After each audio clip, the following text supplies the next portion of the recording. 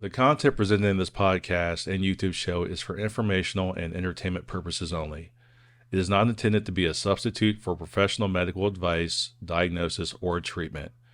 Always seek the guidance of your physician or other qualified healthcare provider with any questions you may have regarding your health or a medical condition.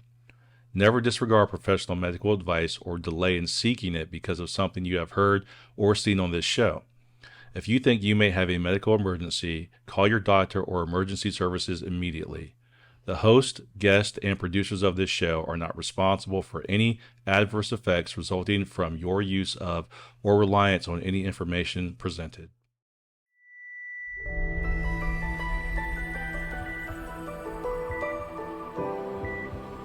Andrea,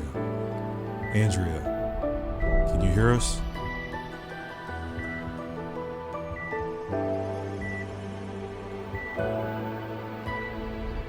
Many years ago, I died for 26 seconds. There are so many people in this world that have experienced life events that have led to their soul purpose. Wake Up Your Soul with Andrea will bring you these significant life events that demonstrate how to use those moments for guidance and life purpose. These are our stories.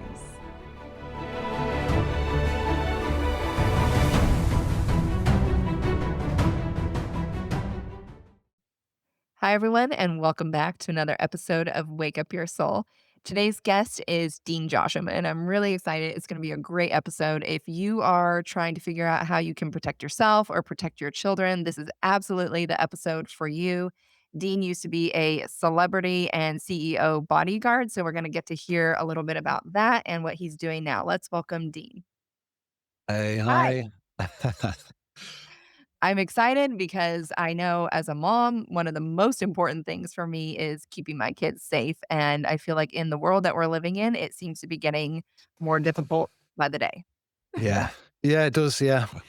Yeah. Unfortunately. So, but you have such a wild backstory and so many pieces to this. And my podcast is a lot of tragedy to triumph stories. And you've definitely gone through all of that.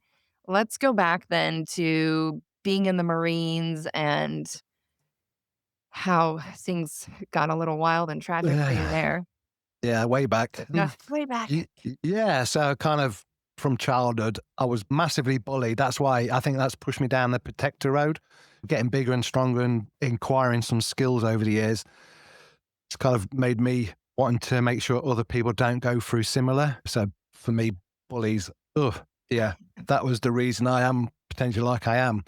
From everything, I did a lot of martial arts, learned how to fight and things like that when I was at school, which sort of stopped the bullying. And then leaving school, I joined the fire brigade when I was 17. So that was the youngest I could actually join the fire brigade. Unfortunately, before my sort of 2-year probation period, I got into some trouble with these because I was an angry young man and I was doing security on nightclubs and I got into some problems which shut that door of my career. I got asked to leave the fire brigade. And then I had a period of probably about 5 years or so of in and out of jobs, kind of like lost really, still training, focused on putting myself in dangerous situations, which I think is from my childhood trauma. And then it got to a point where I had some friends that were military. I had a friend in particular who's looking at getting into the special forces. And I thought, oh, that's a challenge. That's an extreme because I'd been extreme sort of situations. And that got me really intrigued about that. So I went down that path. I ended up joining the Marines. And from that, I was partway through training. I'd gone on summer leave. Everything was going really well, really enjoying it. I was kind of like, this is it. I'm around a bunch of guys. They're all driven. They're all focused. They're all motivated. We can achieve anything. From my experience being in the Marines, it was like, this is the family I've been looking for. You know, we can achieve stuff and do good things. Unfortunately, on summer leave, I got hit by a drunk driver. I was pedestrian and the person hit a couple of parked cars, managed to hit me. And the impact was taken on my right leg and foot and ankle. It shattered my ankle, dislocated it. And I remember after the impact, sort of looking down, grabbing my leg and seeing my kind of leg from that position to being bent over there, which I just laid down on the pavement because I thought, this isn't very good. And I can remember just thinking it's over. was just like, in my head, I kept, it's over, it's all over, it's all over. Because everything I'd done, been very physical, done a lot of martial arts, I'd done a lot of full contact fighting, boxing, kickboxing, Thai boxing, all that kind of stuff. The physical stuff, I was just like, it's over. So And not then, like life is over, but all these things that I've been doing, it's over. I just felt it was over. I felt life was over because everything I'd driven before from when I was at school, I think one of the reasons I was bullied is because my parents ran pubs and they kind of moved around. So I was bouncing from school. So I was always kind of like the new kid. Plus I was a bit chubby. So hand in hand, yeah, apparently I'm not allowed to say fat, but I was a bit chubby. You just You did. know, Oh, just kidding. Yeah. Oh, well, not to offend anyone. I was just talking about me. Yeah. And I think back in them days, because I'm 54 now, just being a little bit chubby, he was like targeted. So Oh, I get it. I wasn't. I yeah, mean, I wasn't chubby, but I was actually skinny, and skinny was right, actually very right. triggering to me. Like nowadays, I feel like, oh my gosh, people would be like, "I'd love to be skinny." Like skinny is a great word, but Mm, for me, when I was younger, skinny in my mind was really bad, and because people would say, "You're so skinny, you're so skinny," and I was very thin. And I yeah. mean, to the point where I was going to the doctor asking, like, what can I do to like be bigger? I don't want to be so skinny, but I am telling you, I just have the metabolism of a racehorse. Like it's super fast. And so, I mean, I was drinking Ensures and eating candy bars. I mean, I remember Right. reading calories at the grocery store as a kid for what had the highest caloric intake. Usually people are doing the opposite. And here I am like trying to get the most. And I still just was not putting on a pound. And I was just eating garbage and doing all this. And like it wasn't doing anything. Eventually I gave up because it was like, well, this does nothing. This is pointless. And I'm just like busy eating all day now. But yeah, I get it. It's very traumatizing when people are criticizing our physical attributes. And I think Yeah. sometimes people don't realize it actually goes both ways. Nobody wants to be told Mm, you're super skinny because if it's not seen as the ideal body image, then mm, it's not good, right? yeah. And at the Yeah. time, as a child, being told I was skinny, it sounded like, okay, I look not good. And Yeah. so Yeah. it was traumatizing. And then Yeah. I had my ears, I didn't have a fold here and on both ears. And so they just completely stuck out. And so kids would tell me I look like Dumbo and I should go fly away and stuff like Wow. that. And Yeah. so yeah, I dealt with that too as a kid. So good Yeah. time. It's not easy because it's a massive impact, isn't it? And it's that them years that we're developing and we take things. I see it now with my kids. They take on so much where as you're older, it wouldn't even register, but I get it. It's their life. It's what they're going through and experiencing. Yeah, absolutely. So now you did say you ended up later on, well, more recently in the last few years, you ended up doing some trauma work to Mm, work through things like this. I'm yeah. curious, do you have some favorite techniques for people to start to work through some of that childhood trauma? Yeah. I did a diploma with a UK company called Trauma Informed Schools. I would suggest looking at childhood trauma. There's something called the ACE report, which means adverse childhood events, meaning things that are traumatic when you're a child. And I think as you get into an adult, then when you reflect back, that's what happened to me. I did this course, one of the toughest emotional courses I've ever done. I was just in bits. I'm like, even now I can, Right. because of the stories people shared and the things it kind of uncovered, a lot of stuff I'd packed away. And I'm like, oh my God, that popped up. And I'm thinking, where's that from? But it made a lot of sense because when I revisited certain things I'd forgotten about, I'm like, wow, why's that popped back up? Then it made me realize out of what happened there kind of created my path where I went. Putting myself in really stupid situations like extremes, in the sense of dangerous. But that's where, because I think as a child, I'd always lived in fear and in that sort of fight or flight state, Mhm. I kind of brought that into adulthood, which I'm very aware of now, which I still have them tendencies. But getting back to what can you do? I think it's looking at the self, yourself, and being really honest and going, okay, what have I experienced when I was little? What do I keep doing? What do I keep repeating? I've seen psychiatrists, shrink head doctors, whatever you want to call them. And I haven't got it here, but I remember seeing one woman, and this wasn't that long ago, maybe 6 years ago. And she asked me all these questions and she's drawing this thing like a big sheet of paper. And I was like, Okay. And she went, oh, you do this and that. And I've still got it. And it's an awesome drawing because the loops she put in and like, you do this and do that. And I looked at it and I'm like, yeah, now I get Mhm. me because she just mapped out the questions she asked me and the answers I get. And she goes, that's where you need to realize what you're doing and why you're doing that. And I was like, oh my Oh, gosh, I yeah. love that. I The love light, that. light bulbs went off. And even still today, every day, I'm looking at myself, how am I reacting if I see something on the telly, or I'm being conscious of my emotions because the emotions are there, but they shouldn't control us because we're quite intelligent as a species, I suppose, as humans, that we should be able to restrict how our emotions can influence us. Mhm. Oh, I absolutely believe that we can. This is that thought, and I talk about it a lot, and I'm sure you talk about it maybe with some of your classes you do, but we Yeah. really are in charge of the emotional response that Mm. we are going to give to a certain situation. And so when we Yeah. get into certain situations, we get to choose how we're going to Yeah. react and how we're going to feel about something. And once you can realize that, it's really amazing. And something great that I learned was that we actually can go back in time and really visualize an event that we went through and the emotions that we had. And I play it back like it's a movie where you watch this traumatic event that you experienced, whatever it was, and watch it for how it was and how you feel about it. And you can write that all down and then watch it again with your fresh eyes, your adult mind, and Yeah. like, okay, what was a different perspective I could have taken on?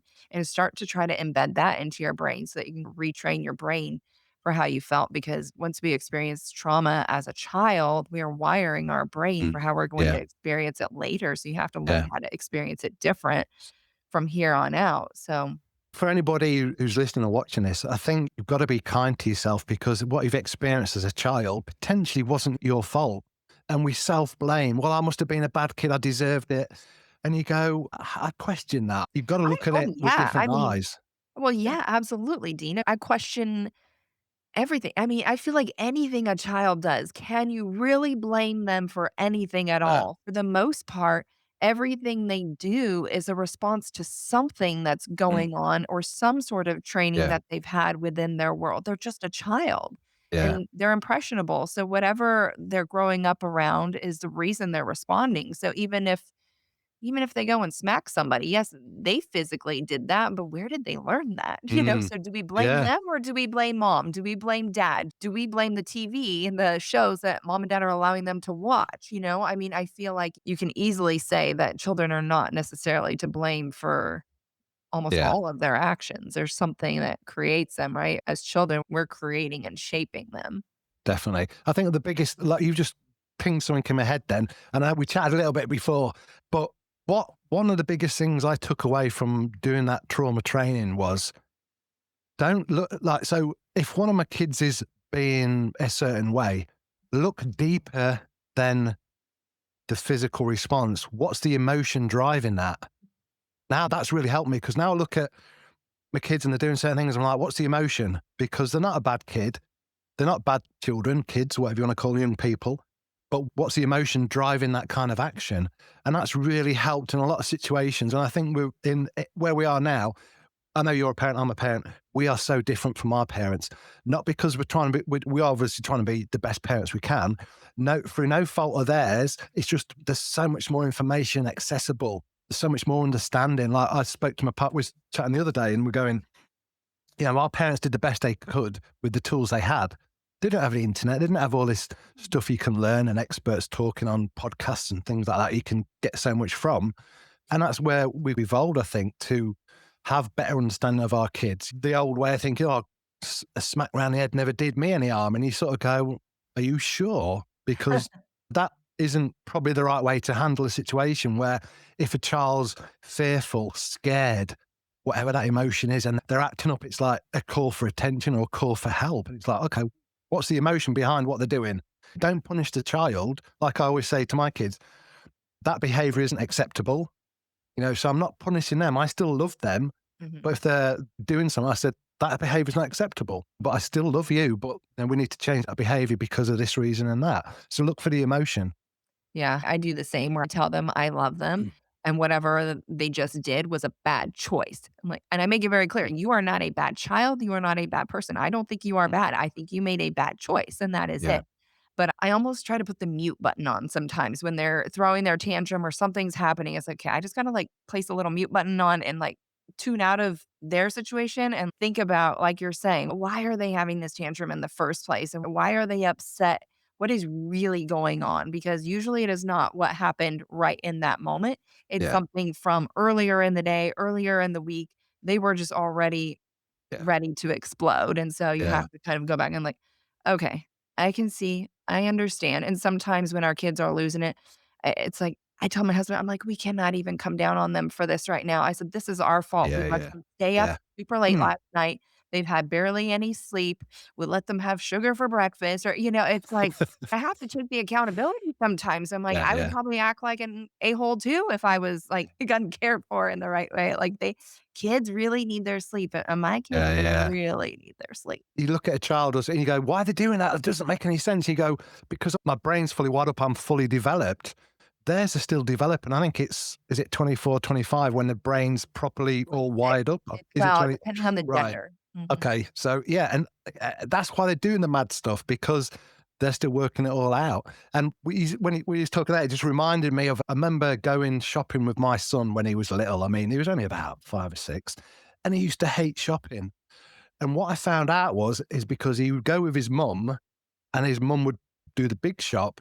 So every time we'd go shopping, he would start kicking off. So communication is always key, I think. So I learned that, right, I'd say to him, son, we're going to go to the shop. We're going to go shopping. We're going to go and we're going to get bananas. We're going to get some milk. We're going to get some bread. We are going to be in there about 3 minutes. We're going to go and we're going to get it. And we're going to pay for it. And we're going to go. So we'll be about 3 or 4, 5 minutes maximum.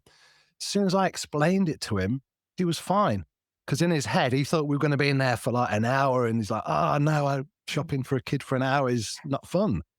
I So yeah, communication. or like your expectations have been Yeah. Yeah. I say that all the time with the people that watch our kids or my husband. I'm like, we have to lay those expectations out, and then Yeah. it goes so much better, especially, Yeah. like, if you're doing a shopping trip and it's maybe not the grocery store, it's somewhere else, it's like, they're gonna ask to get something or whatever, and so I tell them ahead of time, "You cannot buy anything today," or, "Today you can get a little something," but as Yeah. long as they know going into it, then it's just a much Yeah. smoother ride. Otherwise, they've already created some other story in their mind of how this Yeah. Yeah. experience, this trip is gonna go. So Yeah. if I lay it out ahead of time, then that's the story they play in their mind, and then they're ready to go, and it's just so much smoother. So much is misunderstood with communication, isn't it? It's like what we teach. We talk about social violence, which is avoidable. 99% you can de-escalate them situations. And it's that understanding and it's like communication where if it's not understood or not communicated in the right way, then, it can cause you a lot of problems, especially with kids, because we have to explain things on their level because they haven't got the vocabulary or the understanding of certain words and things as well. I wanna go back to your experience with your leg, where Yeah. your leg got so damaged that it ended your career within the Marines, and then that's when you then start moving into being a bodyguard, right? Is that Yeah. right? Okay. Yeah. Yeah, so Yeah. then you said you worked for people like Brad Pitt and Angelina Jolie and Russell Crowe, and you were Yeah. protecting the children as well.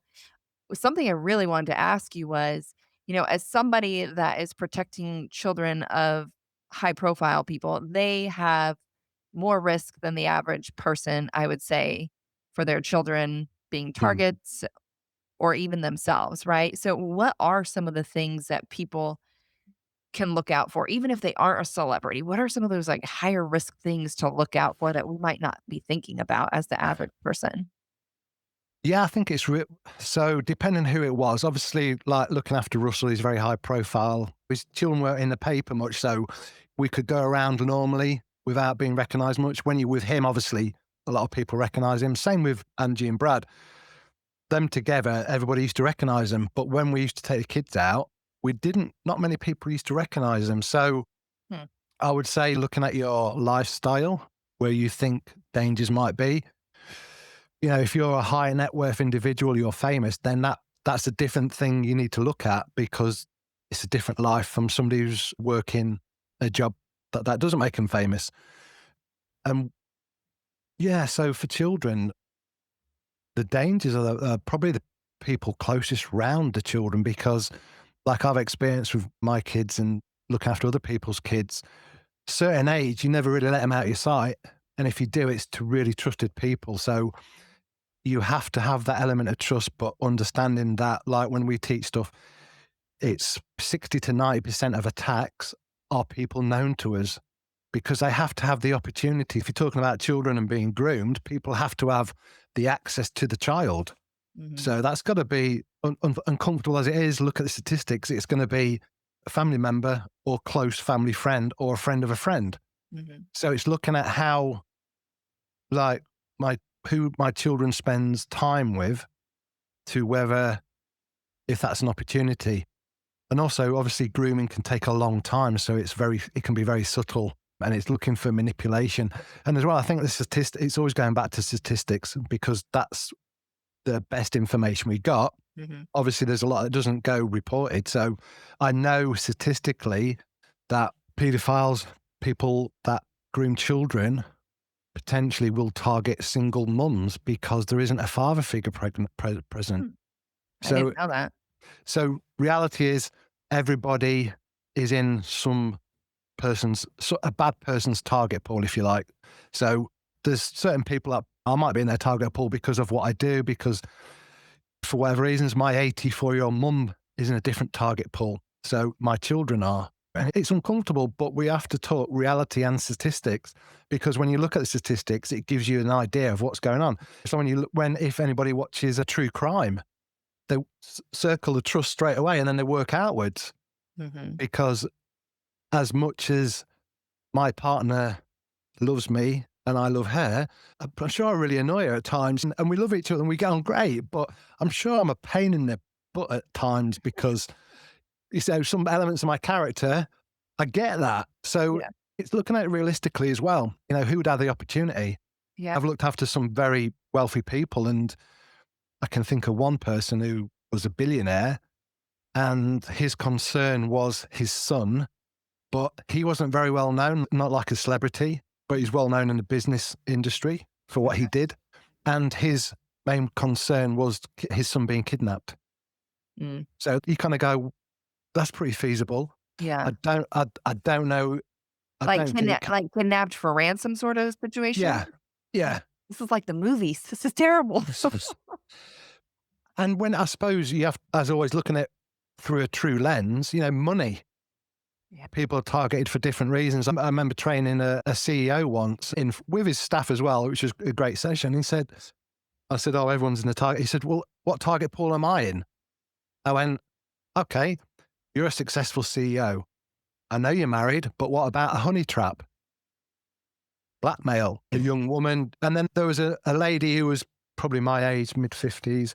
She said, well, what about me then? I said, well, okay, from what I know, you're divorced, you own your own house, you've got a nice car, because I've paid attention to what's going on. I'm assuming you've got a few quid. You might be targeted because of that.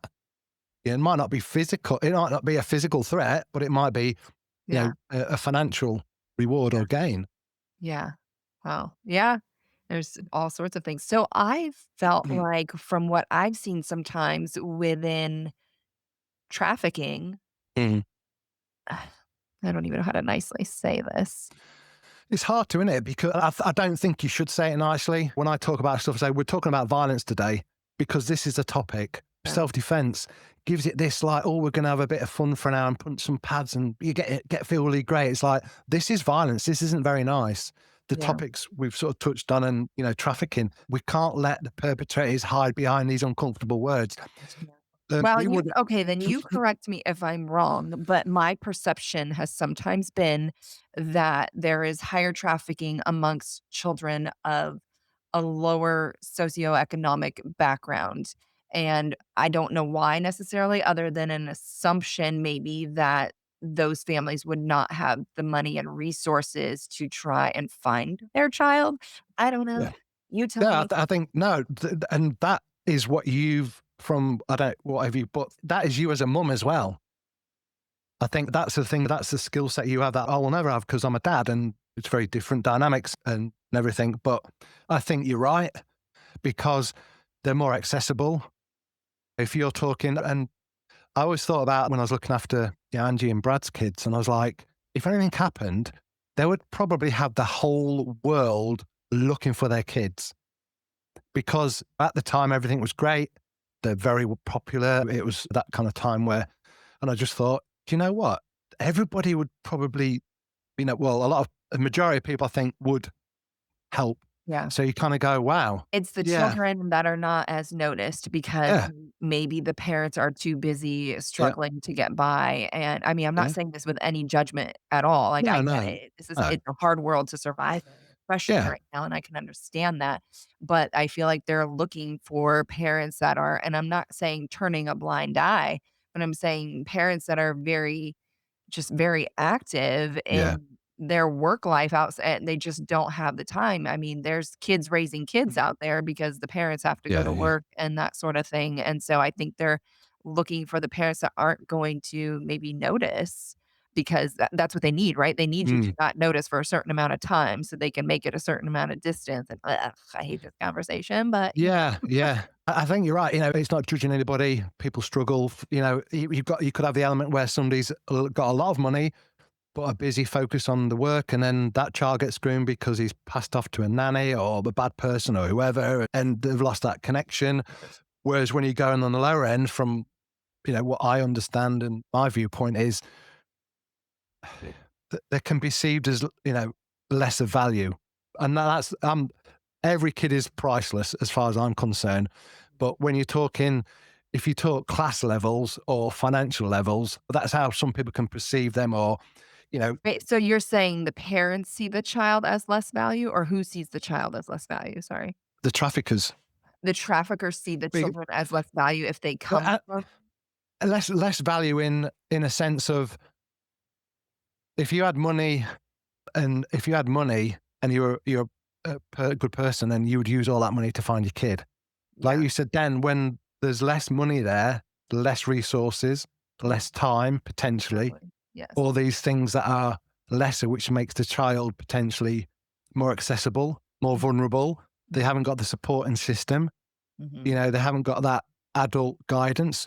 I think it's like, I know there's a lot of male dads not present. Going a little bit off topic here, but that's such a big thing for a child. Your two key people, if they're not there or one's not there, you're not getting the support you feel you need.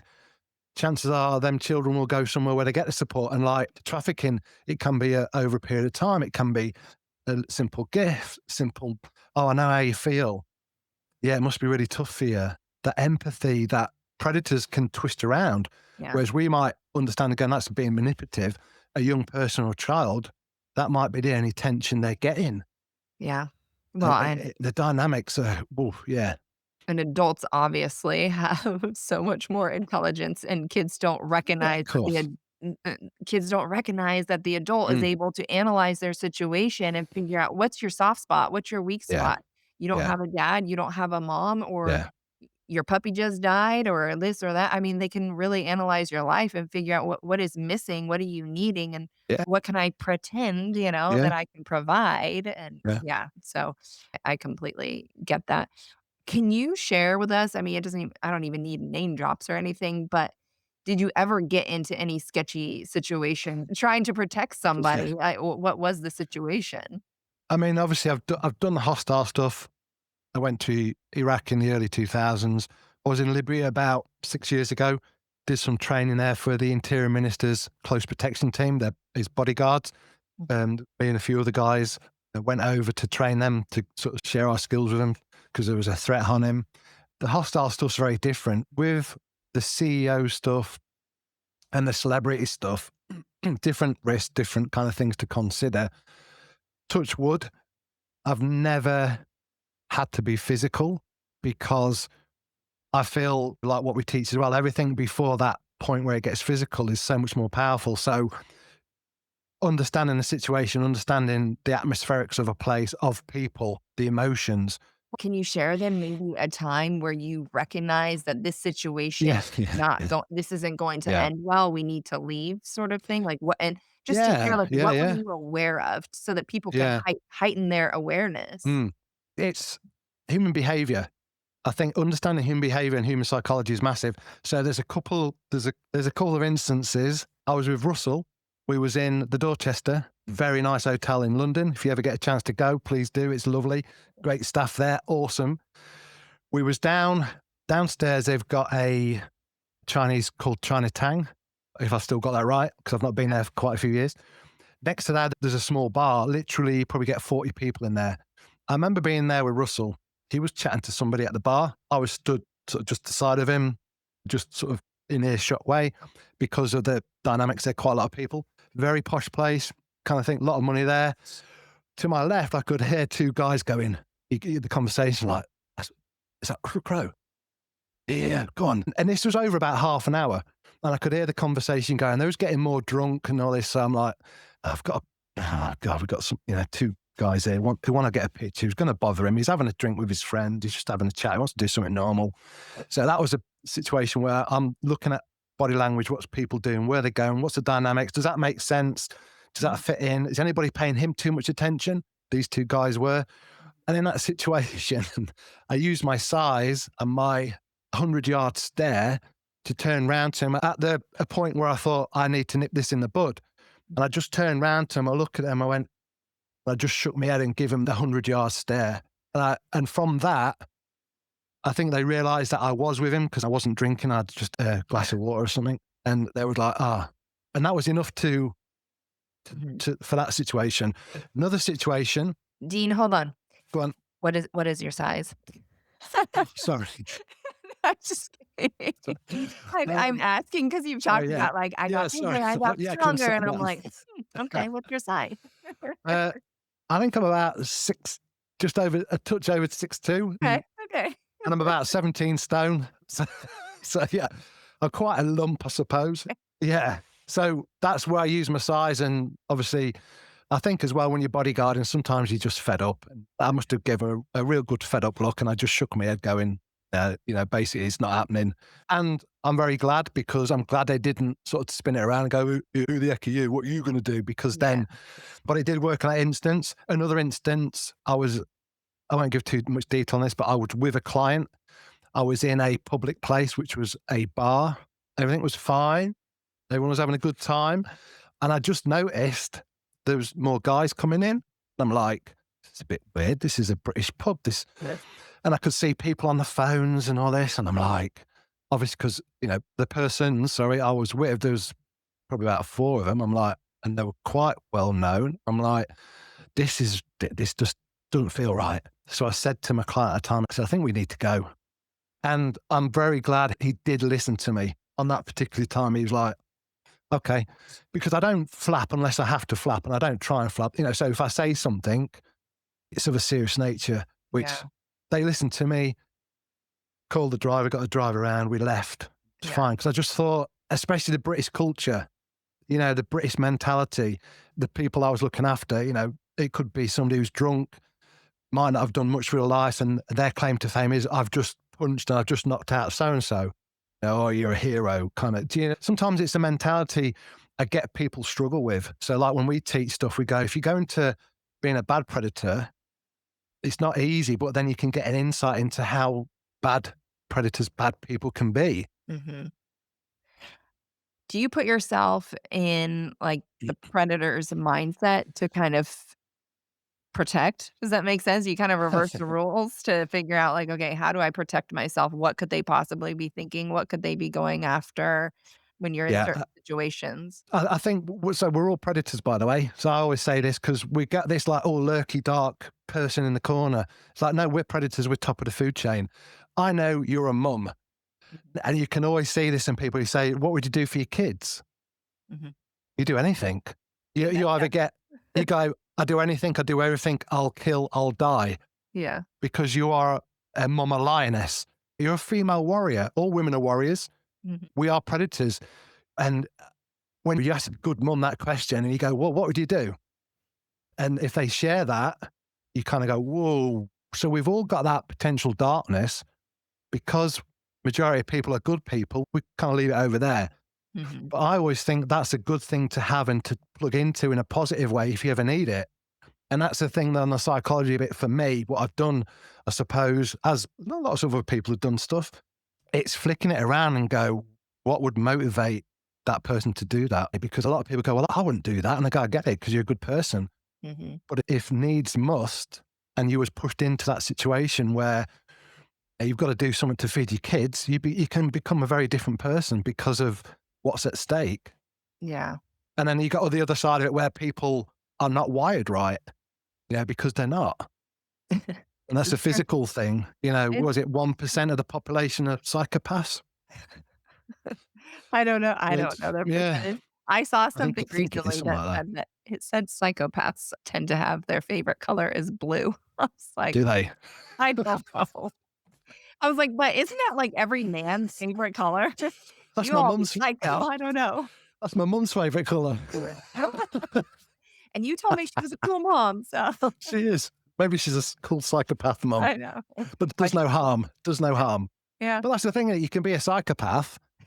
So what I mean is, okay, so you look at people who are fire service and military, the healthcare, whatever. There's certain elements, traits of a psychopath that can be very helpful. If you've got 10 traits and one or two are dialed up to 8 or 9, that could be really helpful. If they're all dialed up to 10, then you might have a problem. Plus, back to childhood, depending on how you've been brought up. I know there's certain industries where there's more psychopaths, banking industry, potentially politics, things like that. Don't go political, but just saying, Yeah. military. Yeah. When I learned that, I just looked at who I've worked with, what I've done, and I go, yeah, he's got some psychopathic traits. Oh my Yeah, she might I'm have. sure I do. What are psychopathic traits? I don't know, but there's probably things that a normal person wouldn't do, but you would. Like going into a burning building, that's not naturally a thing we'd do, Yeah. is it? Because you want to avoid that. So I think there's certain ones that, if they are a little bit higher than normal, might be a good thing in a positive way. It's when that psychopath or psychopath tendencies turn into bad stuff. Yeah. Interesting. Yeah. Yeah. Yeah. I guess like OCD, right? Could probably be psychopathic depending on which way you take it, right? Yeah. I'm not that versed in that. I think everything potentially can have its goods and bads, can't it? OCD can be a great thing if it's used in a good way. Yeah, exactly. But it could be debilitating in another way. You've got to switch the light switch on 20, 30 times each time or something. That's going to take you some time. For sure. What skills do you think matter most when you're in a situation where you need to protect yourself or you need to protect your children? What skills matter most? What are the skills that you really need to have dialed in? Is it just that awareness of your surroundings? I think there's a lot. I think environmental awareness, what's going on where you are, situation, what's happening, people awareness and behavioral awareness. If I go to it's like a risk assessment, I suppose. And I think it should be ongoing, as in not paranoid, but going, okay, I'm going into this environment. Going into a park at 12 o'clock in the daytime, normally in the summer, you should be okay. If you go 12 o'clock at night, then that changes the dynamics. It's just understanding how that changes and how potentially we might change our behaviors or our habits. Yeah, not this, I shouldn't have to do this, I shouldn't have to change. It's like, I get it. You shouldn't have to, but we are not there yet. We're not. I don't know that we ever will be. I don't think we will, because look how advanced we are, but our brains are still pretty prehistoric because they've been so effective. The book, The Chimp Paradox. Have you ever heard of that? Mm-mm. Oh, it's by some professor, and he explains the 3 kinds of brains we have and how they work against us. And they call it the chimp brain, I think, call it the monkey brain. And that's our survival one, with straight to emotion, straight to fight or flight, because that's what's kept us alive for so long. And I think now we might be in a stage where people are realizing, like yourself and other people that are watching and listening, myself and other people, I know we're kind of realizing, hang on a minute, we don't have to be an emotional animal. We can have emotions, but then it's catching them before they make us act in a way that probably we wouldn't do when we're nice and calm and thinking rationally. So our brains need to kind of catch up to where we are. And like you said, and I also think there's always going to be an element of people that are bad for loads of reasons. And that's being realistic about it all, unfortunately. I don't even know how our brains are going to go off topic, so I'm not going to go far on this one, but I don't know how our brains are even going to catch up with all the Mm, AI and lack of work that we're actually having to do with our own brains yeah, now, I feel yeah. like it's not good, That's but a I'm good curious. point. Yeah. Yeah, Yeah, that's a good point. I never thought about that. You kind of think maybe we might be going back because so much creativity or whatever you want to call it is we'd have to think it. We we have don't to have think to do less it. probably. Yeah, Yeah. for sure. I think you can succeed best with AI when you can ask deep level questions, but not everybody's gonna ever resort to that, because you can get by pretty well with not having to be a super deep level thinker with AI, but anyway, I'm curious with you're out there in these stressful situations when you're protecting people, and I feel like that's kinda putting your nervous system in this fight or flight situation because it's like you gotta be kind of ready to go all the time, right? So, how do you keep yourself grounded, though, so that you're also thinking very clearly? It's that calming chaos. A real good friend of mine, Casey, I was in the Marines with, and I think he's very similar. He's in the midst of expanding the business and also, and it's totally chaos. But he's like this calmness in the middle, and that's where he thrives. And I think probably like myself, I think I've only realised it recently to how stressful that bodyguarding was. When I look back now, and I'm like, oh my god, I was, you call 24/7. Sometimes you might be up till silly o'clock, and there's lots of things we do that people don't see what we do because there's a lot of planning, a lot of preparation. There's a lot of things behind the scenes to make it run all smooth. Mhm. And looking back now, I just think, yeah, maybe it is in that sort of fight mode all the time. You're hyper aware, which can be a good thing, but you need to be able to switch it off as well. So I think looking back, it's the hyper awareness being dialed into. And I think with having empathy as well, I really sense stuff. We talked about intuition before we got Yeah. recording. And that's a big thing. I think your intuition's so powerful because when I walk around, I look at people and you get a sense from them. People give off so much, whether that's an energy, whether that's how, body language, the look they give you. There's so many indicators there. I think we share about 60 micro expressions as humans. So it's that one I always say when I train, I say, look, how do we communicate? Because for the first 2, maybe 3 years, I don't know, depending on the child, we couldn't talk. Mhm. So we're so good at reading each other and understanding genuineness, understanding body language, how people move, being authentic or trying to hide something. So I never thought yeah. about that. That's actually very interesting. I never thought about that, but you're so right. As a child, they can't communicate, No. but yet they know when they sense danger, and it's this Yeah. energy too that's seeping Mm. off somebody, this aura, this natural energy that someone has, you can just Yeah. feel it, and I think we lose touch of that as we get Yeah. older. I shouldn't even say I think we do, a lot of Yeah. us do. Yeah. Massively. Yeah, you just lose sense of tuning into what energy do you feel coming off of Mm. someone. I think we have too many thoughts and things running through our brain instead of just kind of feeling into what can we feel within somebody. That's I've never Because done that. we do give off energy. We do. It's scientifically proven that we do give off energy. We give off electricity, whatever you want to call it. And what I think is, as kids, our intuition, we're just tuned into. We haven't even questioned it. And I did a workshop last year, some stage, and a woman shared a story where she was in London. Her partner and dad was with them. She had her young child who was probably about 7 or 8, and the mum had noticed 2 people across the road. And she sort of glanced and went, well, she even said, it looked a bit weird, but I just thought, oh, well, there was an event on. What happened was the child turned around and went, mum, pulled, mum, them 2 men, they're bad men, mum. And it's that intuition we have as kids that when we get older, we switch it off because our logical brain goes, you're being daft, you're being paranoid, you're overthinking it, Mm. and she actually listened to the child and she got her partner and her dad and then they walked across the road and then she watched these 2 blokes and they were up to no good. Mhm. So it's that understanding that as children, we haven't built in the mechanism or the world hasn't tainted us to switch it off. And I Mhm. think as we get older, as humans, we want to logically understand everything because of our logical brain. Yeah. And now I'm a bit like, But we something. also get taught to be so polite and don't offend anybody, and so Yeah, we yeah, so often don't protect ourselves yeah, out of fear of offending somebody and yeah, not speaking up, or we don't wanna make them uncomfortable even though mm, we know we're putting yeah. ourselves at risk. It's that thing as well where with social conditioning, and I say this to particularly women. That's why I always say, look at your history of warriors. You're all warriors. I love it. I get goosebumps every time I'm like, you are warriors. Trust me. You have led us into battle.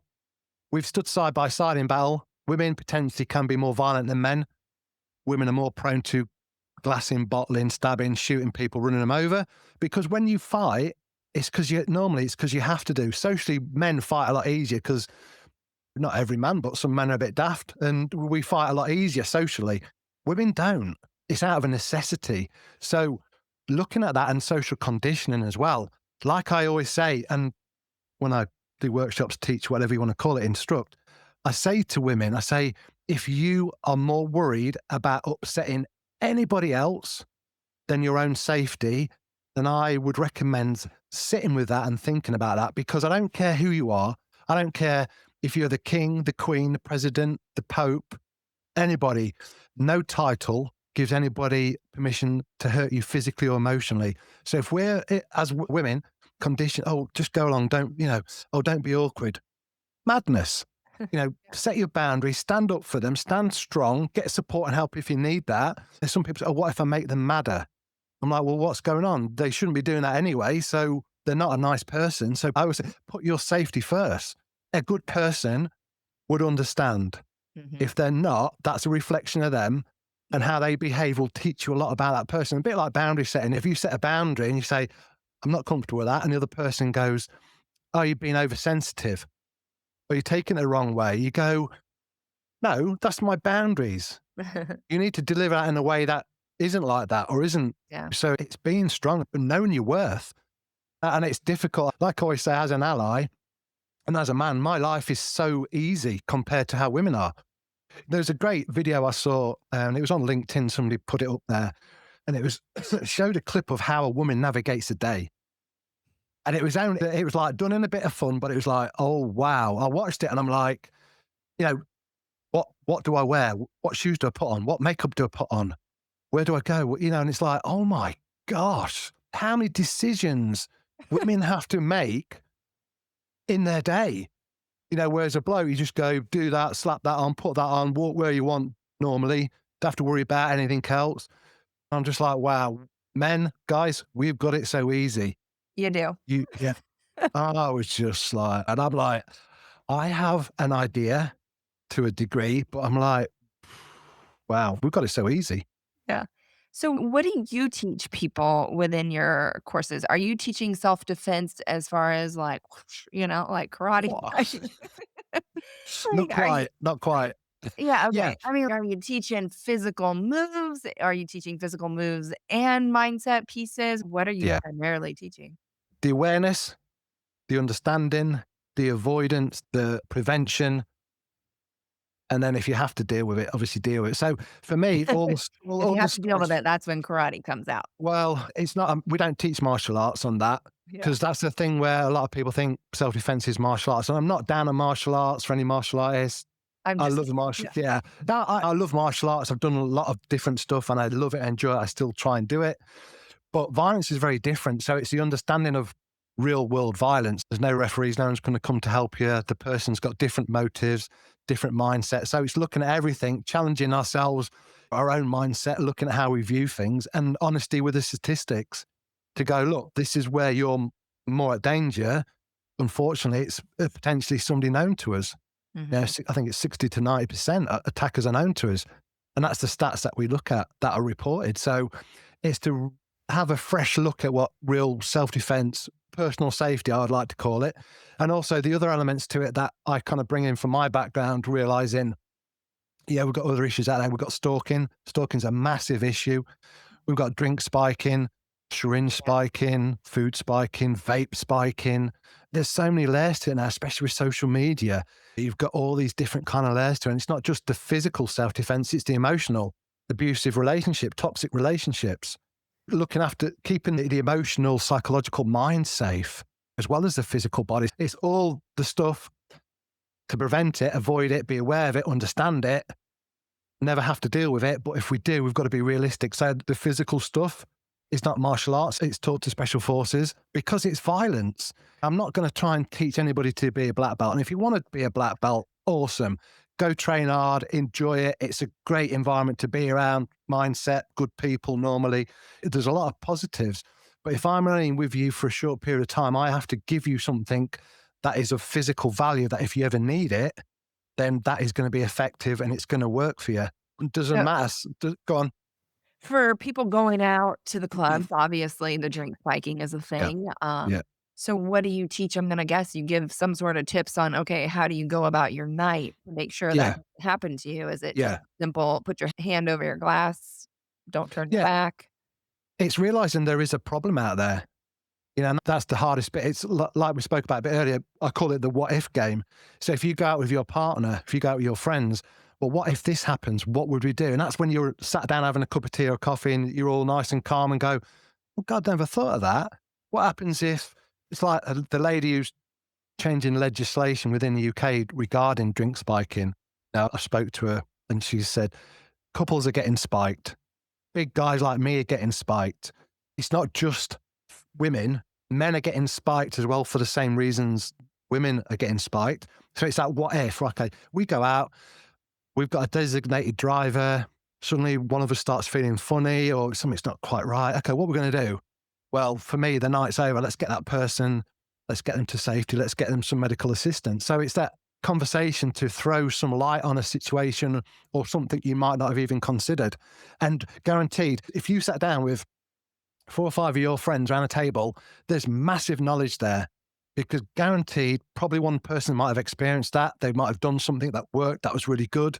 And if they haven't, then it gets that conversation going, oh yeah, what actually would we do? Because if you're in a situation and you're trying to deal with it, you've got adrenaline, you've got fear, you've got all these things rushing through you. You're like, that's why I think people freeze because they're trying to process it. What's the best option? If you think about it in a calm environment and explore different options, you could come to an agreement and go, right, if that happens, we're going to do this. Yeah. But then it's like you've got a starting point, so you might have to have that flexibility. But it's in your subconscious, it's in there. That's why I think people freeze is because they're trying to work it out. They've never experienced that, which is a natural survival mechanism. But giving it a little bit of forethought, talking about it, discussing it, will open up your mind to different possibilities, different options. And you kind of go, okay, that was uncomfortable, but do you know what? I've got a few ideas. I could work with them. Years ago, we used to sleep in a loft conversion. Going up to bed, my son, he was probably about 5 or 6 then, and he's like, we're going up to bed. He's like, Dad. I'm like, what? He goes, what happens if there's a fire and we can't get down the stairs? And I'm thinking, in my head, you're on about, you nutter. It's bedtime. But I went, that's a really good question, son. Look, I tell you what we'll do. We'll open the roof window. We'll get out on the roof. We'll rip the tiles off. We'll throw them on the grass. We'll do a commando crawl to next door's house. We'll rip their tiles off. We'll get in the loft. We'll surprise them. We'll buy them a big bunch of flowers and a big box of chocolates and we'll fix it all, mate, but we'll be all right. And he's like, all right, Dad. Never again has he asked me about that. Yeah. And he's 15 now. Yeah. Because he's got a go-to plan. That was a massive worry for him. And it's just that little conversation where you go, well, we could do this. It might not work out like that. Might have to tie the bed sheets together and climb down, but we've got a starting point. Yeah. No, I feel like anytime I've ever been in some sort of situation where I'm surprised by it, I always think back and I'm like, I would have done this or I would have done that. But it's like, I just didn't see it coming and I had no idea. And which is funny for me because I am very much a what if person where I just think about all scenarios just to be prepared. And it's not a doomsday type of mentality by any means. It's just preparedness is half the battle, my mom used to say. Very, very true. And you've given it some thought. And it's like when anybody talks about something to us, when they reflect, they go, I want to do this difference. And I said, yeah, okay, but let's look at it. You're still here. Whatever you did, you survived. That is the point of self-defense, personal safety, survival, getting back to the people that care for you and you care for them. Excuse me. It's not about winning. It's not about egos. It's not about proving someone's wrong and you're right. It's about survival to get back to safety. Yeah. Well, thank you for sharing those tips. I think that's helpful. I think it is helpful to stop and think about all the what if Oh, situations that you may end up. I've got another one. Ooh, he's got another one. So for partners as well, you Okay. know, understanding your partner. So I always say this to young guys and young women as well. I said, look, you have to be on the same page as your partner. If I go with my partner, Julie, and somebody says something really horrible to her, if she expects me to go over there, punch a guy and show him who's boss, then I'm not going to be with her because there's no need for me to do that. We would just go to somewhere else where it's nicer to get a drink and remove ourselves. Yeah. So it's understanding what your partner expects and what you expect and being on the same page. Mhm. You know, it's that understanding of, I would fight to the death for her, for my family. Of course, you know, I think any good person, a good parent, partner would, but I'm Mhm. not going to get into a fight about somebody who says something that probably isn't true. They're just angry or upset. That's a reflection on them. Not Yeah. saying the words I wouldn't like to hear them, but how, like we said earlier, it's like anything around you can't control, but Yeah. how we internalize it and deal with it and process it, we can control. Mhm. And that's where I find very interesting in the stuff we share and the knowledge in that is egos. Yeah. Egos are such a thing that work against us or can really work against us in them social settings because it's, I'm going to look daft, I'm going to look this, I'm going to look that. But we want to go home. We want to go back to our families who we love. We don't need to prove Yeah. somebody who's having a bad time, who's on drugs or drink, who's not probably with us or is suffering. They've got trauma and they just want to fight the world. You kind of go, that's not where we need to be here. Yeah. Well, something else I was thinking about too was you were talking about behind the scenes of being a bodyguard and spending all these extra hours doing things that people don't Yeah. see and don't know about. Yeah. And so that left me wondering, are these things that would be tips for people? Are these preparation or is it planning? Is it and maybe it was totally different and maybe it's more like escape plan like okay, we're going to this venue, here's the back door, here's the front door. Maybe that's the kind of stuff you were doing, I don't know. No, so yes, it can help. So for me, if I was taking somebody to a venue, I'd want to go. I mean, this isn't realistic for like normal life. Yeah. As a bodyguard, I'd go to the venue before. I'd speak to the manager. I'd speak to the staff. Depending, I might just speak to the manager and saying, "Look, we need a table for Thursday night, 7 o'clock.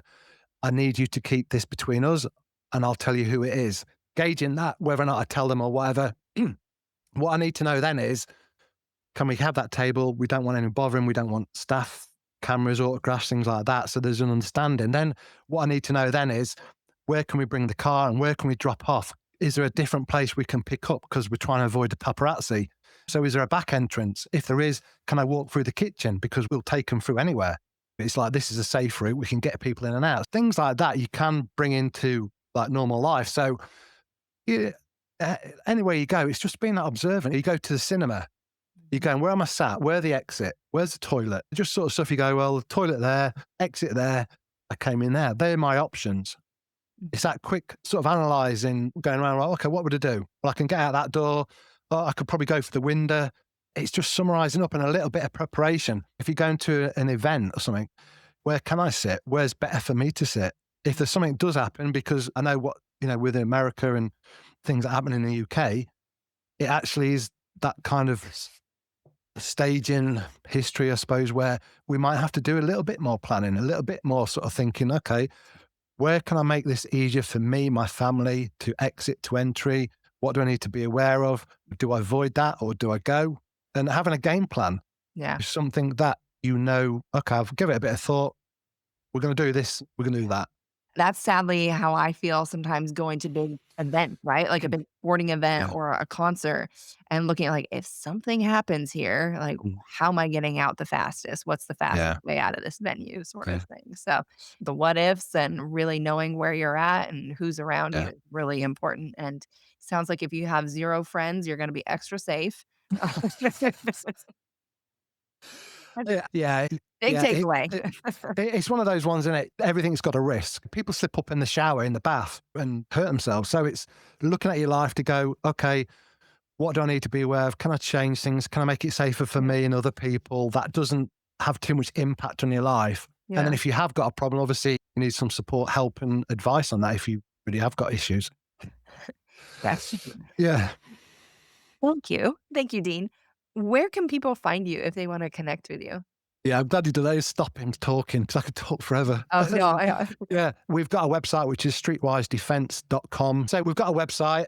We're on social media. We've got an awesome podcast that Julie's leading. I'm on there a bit, but she's done some great episodes on there.